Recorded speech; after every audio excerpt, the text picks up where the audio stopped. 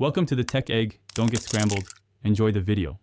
You begin by treating Lowkey as a subtle intensifier. Use it when you want to downplay strength.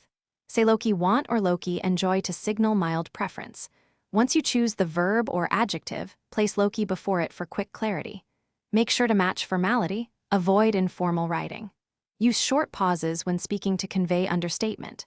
Practice 3 examples aloud and note natural pitch drops. This helps listeners hear that you mean subdued, not emphatic. Next, incorporate Lowkey into sentences that balance meaning. Lowkey tired versus really tired. This signals degree. You should contrast it with stronger adverbs to show nuance, and once done, listen for how it shifts tone.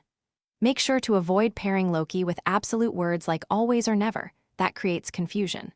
Practice dialogues. One line using Lowkey as admission, another as desire. Keep delivery casual, relaxed, and slightly lower volume to convey understatement and authenticity. Finally, finish by refining your usage so Lowkey adds subtlety, not vagueness. You should alternate phrasings, use somewhat or a little, when precision is required. If a listener seems confused, immediately rephrase the thought in plain terms and repeat it once. That resolves most miscommunication. Make sure to limit use to prevent it becoming filler. Practice switching registers. Casual talk, text, semi-formal chat. This builds flexibility so you can use Lowkey effectively without diluting your message. Thanks for watching. Consider subscribing if I helped unscramble your problems.